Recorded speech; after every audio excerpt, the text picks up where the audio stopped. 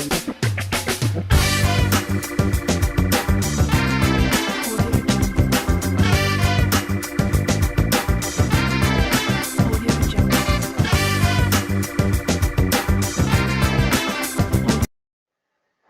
আলাইকুম বন্ধুরা, আশা করি সবাই ভালোই আছেন। কুকিং ক্লাসে আজকের পর্বে আমি দেখাবো কিভাবে ভাপা পিঠা তৈরি করতে হয় এবং ভাপা পিঠা তৈরি করার টিপস। শীতের সময় সবাই ভাপা পিঠা তৈরি করতে চান, সেক্ষেত্রে আমার রেসিপিটা ফলো করুন আর রেসিপিটা অবশ্যই সম্পূর্ণ দেখবেন। সম্পূর্ণটা না দেখলে বুঝতে পারবেন না কিভাবে সহজেই তৈরি করতে পারেন ভাপা পিঠা। আসুন এখানে দেখে নেওয়া যাক কি কি জিনিস লাগতেছে। আমি এখানে নিয়েছি মাটির খোড়া 2টা, যেগুলো আপনি বিভিন্ন আসবাবপত্রের দোকানে বা মাটির আসবাবপত্রের দোকানে পাবেন। যেহেতু শীতের সময় চলতেছে, ভাপা পিঠা সবাই বানায়, সেহেতু এগুলা যে কোনো মাটির আসবাবপত্রের দোকানে পাবেন। আর এখানে নিয়েছি আমি খেজুরের গুড় পরিমাণ মতো, আপনারা যতটুকু লাগবে আপনারা ততটুকু ব্যবহার করতে পারবেন। আর এখানে নিয়েছি আমি নারকেল কুড়ানো, একটা নারকেল আমি কুড়িয়ে নিয়েছি এখানে।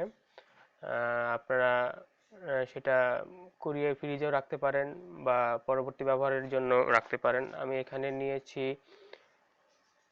চাল বেটে নিয়েছি, সিদ্ধ চাল, যেটা আমি প্রথমে পানি দিয়ে ভিজিয়ে রেখেছিলাম এবং পরবর্তীতে তা রোদে শুকিয়ে বেটে নিয়েছি। আর এতে আমি যোগ করছি সামান্য পরিমাণের লবণ এবং সামান্য পরিমাণের পানি। পানিটা দেওয়ার কারণ হচ্ছে যে আপনার পিঠাটা যখন বানাবেন তখন পিঠাটা যেন ভেঙে না যায়।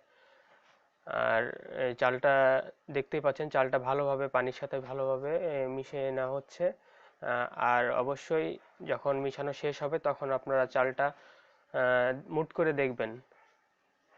করে দেখবেন যে চালটা কি শক্ত মানে হয়েছে কিনা বা দলা ধরেছে কিনা বা চালটা ভেঙে যাচ্ছে কিনা, সেটা অবশ্যই ট্রাই করে দেখবেন। আমি দেখাচ্ছি, আপনারা রেসিপিটা ফুল না দেখলে কিছুই বুঝতে পারবেন না। দেখুন, এই যে মুট করে দেখানো হচ্ছে চালের গুঁড়োটা ভেঙে যাচ্ছে, সেই ক্ষেত্রে আমি সামান্য পরিমাণের পানি এখানে অ্যাড করে দিচ্ছি।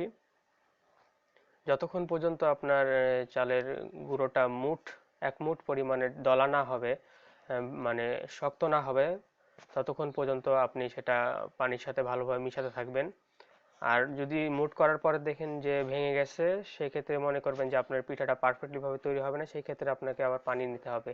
এই দেখুন ভেঙে গেছে, তার মানে আরো সামান্য পরিমাণের পানি এখানে অ্যাড করতে হবে।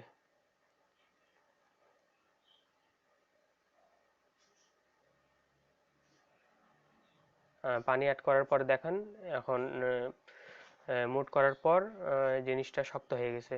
দেখেন ফেলে দেওয়ার পরেও ভাঙছে না। সেক্ষেত্রে আমি এখানে ধরে নিব আমার চালের গুঁড়োটা পারফেক্টলি ভাবে তৈরি হয়ে গেছে। এখন পরবর্তী স্টেপের জন্য দেখুন কিভাবে পরবর্তী স্টেপে পিঠাটা কিভাবে খোলাতে বা পিঠাটা সরাতে তৈরি করতে হয় দেখতে পাচ্ছেন।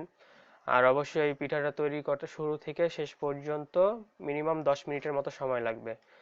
10 মিনিটের মতো সময় একটা পিঠা বানাতে, বা আপনারা একসাথে যে কটা পিঠা বানাতে চান সেভাবে বানাতে পারেন। এখানে আমি চালের গুঁড়া মাটির সেই সরাতে আমি চালের গুঁড়ো নিয়ে নিচ্ছি, তার উপর দিচ্ছি সামান্য পরিমাণের নারিকেলের মানে যেটা আমি গুঁড়ো নারিকেল কুড়িয়ে রেখেছিলাম সেটা দিচ্ছি। আর দিচ্ছি সামান্য পরিমাণের খেজুরের গুড়, বা আপনারা যতটুকু পরিমাণ খেজুরের গুড় পছন্দ করবেন। তারপর আমি দিচ্ছি হচ্ছে সেই চালের গুঁড়া অবশিষ্টটা ঢেকে দেওয়ার জন্য।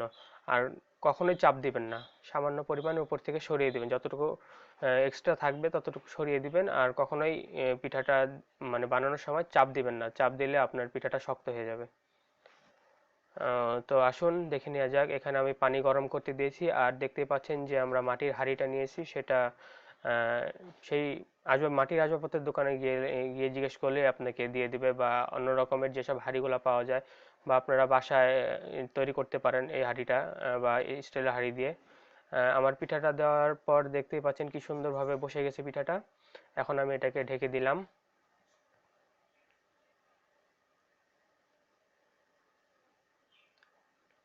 ঢেকে দেওয়ার 3 থেকে 4 মিনিট পর আপনার পিঠাটা তুলে দেখবেন হয়েছে কিনা। আশা করি পিঠাটা হয়ে গেছে। এখন আপনারা দেখতে পাচ্ছেন যে পিঠাটা তুলবো। আর অবশ্যই সাবধানতা অবলম্বন করবেন পিঠাটা তোলার ক্ষেত্রে, যেহেতু এখানে আমার পিঠাটা আমার মা বানিয়েছে, সেহেতু তিনি গ্রামীণ যে স্টাইলটা সেটা ব্যবহার করেছেন এখানে, কোনো রকম চামচ বা কোনো রকমের আহ, মানে ডিজিটাল যেসব জিনিসপত্রগুলো সেগুলো ব্যবহার করেননি আর কি। দেখতেই পাচ্ছেন পিঠাটা হয়ে গেছে, আর খেতে খুব সুস্বাদু। আর পিঠাটা দেখুন কোনো জায়গাতে একটু ভাঙেনি, সুন্দর সফট এবং সুন্দর আকৃতি ধারণ করেছে। এভাবে আপনারা বাড়িতে এই পিঠাগুলো তৈরি করবেন, আর কোনো সমস্যা হলে অবশ্যই কমেন্ট করবেন, আমি রিপ্লাই দেওয়ার চেষ্টা করব। আসুন পরবর্তী পিঠাটা দেখে নিই। আর অবশ্যই অবশ্যই আমার চ্যানেলটাকে লাইক কমেন্ট এবং সাবস্ক্রাইব করে পাশে থাকবেন। অবশ্যই অবশ্যই ফুল রেসিপিটা দেখবেন, ফুল রেসিপিটা না দেখলে আপনারা কিছুই বুঝতে পারবেন না যে কিভাবে তৈরি করা হলো আর কিভাবে মানে উপকরণগুলো ব্যবহার করা হলো। আর পরবর্তী রেসিপির জন্য চ্যানেলটি সাবস্ক্রাইব করে পাশে থাকুন আর রেসিপিটি দেখতে থাকুন। ধন্যবাদ সবাইকে রেসিপিটি দেখার জন্য। আসসালামু আলাইকুম।